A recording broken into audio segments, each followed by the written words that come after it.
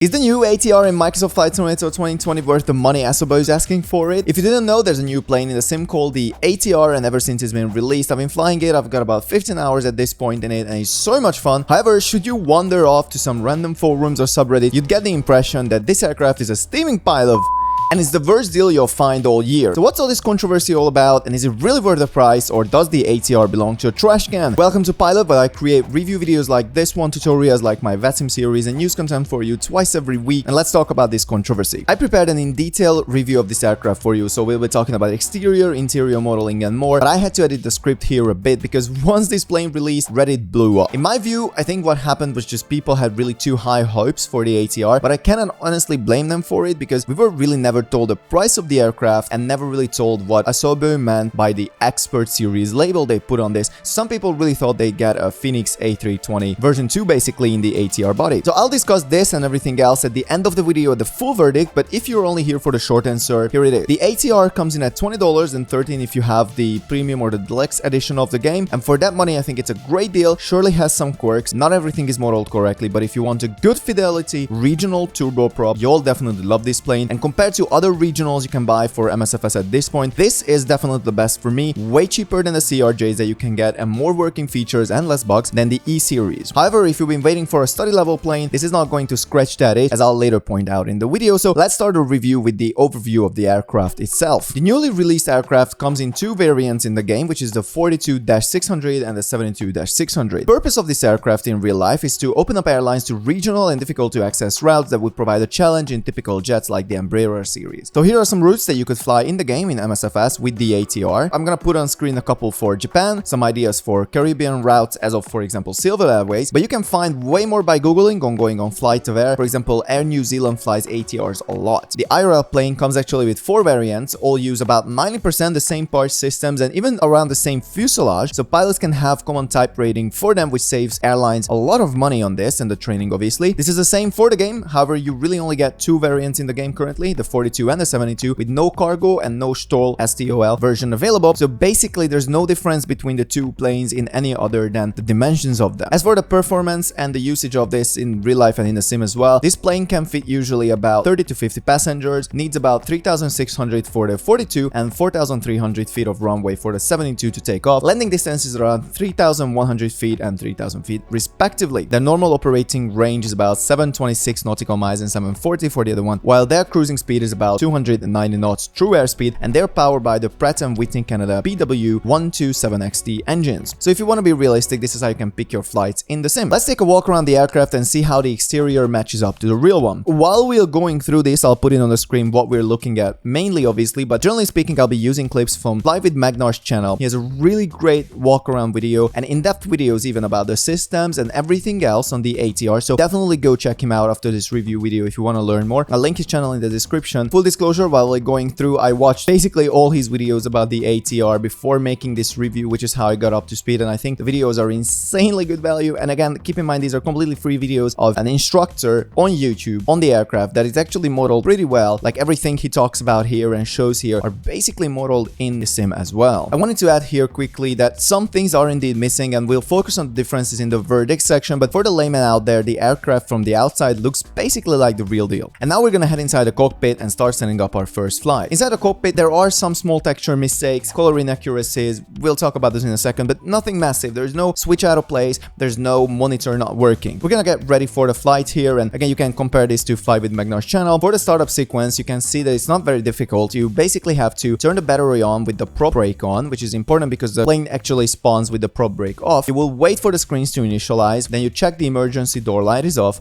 you turn on engine number 2 pumps, you'll turn on the wing light to alert ground crew that you're about to start engine number 2, then you select start A and B on the starter for the first flight of the day, then you press run to run the starter. Once NH hits about 10%, you can put the condition lever number 2 to feather. ITT now should come up in about maximum of 10 seconds. At NH 40%, oil warning goes out. At around 45%, starter disengages, starter light goes out. Engine stabilizes at 67% NH. Now this is something that's in the sim, I found it to be a little bit higher. Then you turn off the prop brake, the propeller should begin now turning, and then you'll see the MP get gets to about 14.5%, and then you can put the condition lever 2 to auto. The pack will now start to run a test and then stabilize the MP percent at around 70%. And then all you have to do is check that bleed number 2 is on. Then you repeat the same for engine number 1 if everything is in order. Now, if you're using a GPU, then you can start completely normal, which would be basically the same, but with the GPU on and no prop brake for the hotel mode start. Also, in this case, you'd start engine number 1 first and then engine number 2. While inside the cockpit of the aircraft, it does come with a nice EFB tablet. Some of the notable features are performance calculations for landing, which are super welcome, thrust lever setup for binding and different options here depending on what sort of controllers you have, and sim options for removing chocks, GPU, opening doors, and more. Also, cockpit modeling and the general logic behind the aircraft seems to be pretty close to the real deal, including how the hydraulics and the AC-DC system works and depend on each other. But one thing that's not included and not modeled, unfortunately, are the failures. So for me, that's a bummer, but again, this might not actually mean anything to you. Also, the avionics suit that I'll show on screen is pretty unique to this aircraft, some notable parts being the MFD, which has a touch screen to edit VOR, ILS frequencies, transponder codes, etc. You also have a ground map option that works without Navigraph, which I think is a nice touch. Obviously, not everyone wants to buy Navigraph. However, the aircraft is currently missing SimBrief integration, and it cannot even load the MSFS flight plan into the FMC, which is not a huge deal for me, but for you it might be, so just count on it. You will need some time to set it up before you fly. Talking about the FMC, it is clearly based on the base logic, doesn't seem anything special to me, unlike the avionics. However, some pilots on Reddit pointed out that the real one works the same way, so I think that's a good thing. Let's take off now and see what's happening up in the air. One of the more criticized parts about the ATR is how the engine simulation is done, which I cannot comment on, obviously, anything more than I already pointed out, because I've never flown a real ATR, but it seems like the power curve is way off here. So this is as good as time as any to take a look at the controversy around the launch in more detail. So in one side, we have the following, and this was posted on the MSFS forums, and this user says, I'll keep updating this post, and I'm sorry to say that this is Captain Sim or Deimos level, which is quite a huge accusation, but this cannot be called expert level by far. I would rather call it Mickey Mouse level. So you can read through the whole thing. I'll just go through the most important ones.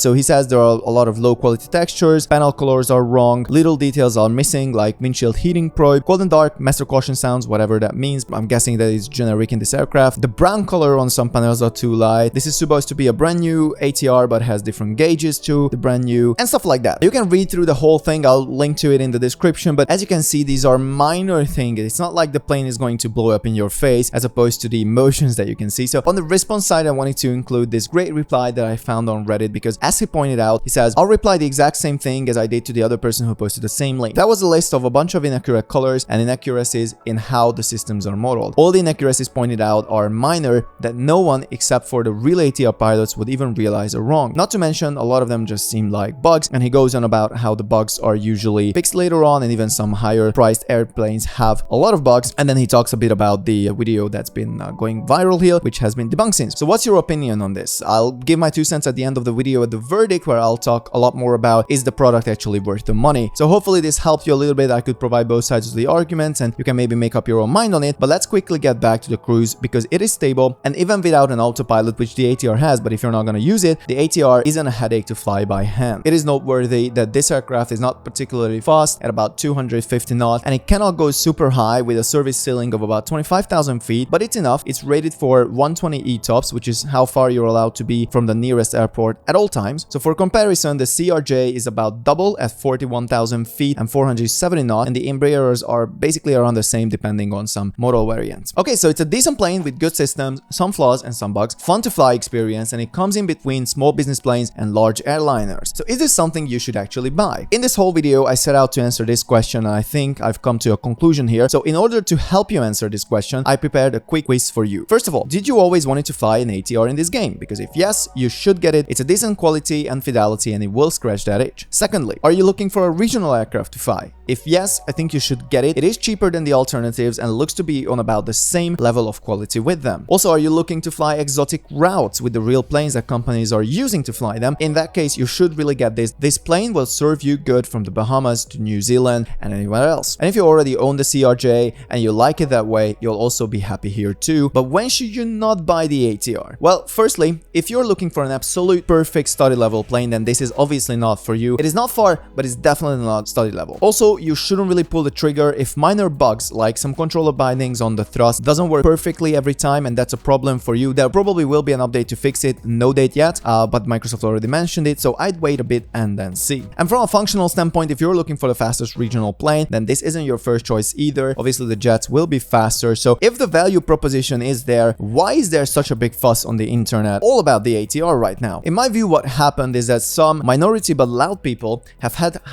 way higher expectations than what Asobo delivered on, and that made them disappointed. Most of these people did not care about the price. It was all about the fidelity of the aircraft they might get. But to give them something, I think Asobo could have handled this way better, clarifying where they draw the lines with the Expert series. However, to give you guys a verdict, this is a product, so we do have to factor in the pricing, not just the quality. So looking at this rationally, the $20 price tag, 13 again if you have the premium/deluxe edition of the game, is definitely a good one for this ATR. The community will end up voting with their wallets anyway, and hopefully Asobo learns from the mistakes in communications, but taking all the emotions and false expectations aside, it's a good product priced well. As I said, it's cheaper than the other regionals, even something like the 146 from Just Flight, and is around on the same level with them in terms of quality. So if you're looking for a good way to spend $20 in this game, I think you cannot go wrong with the ATR as long as you know what to expect and you have your hopes in check.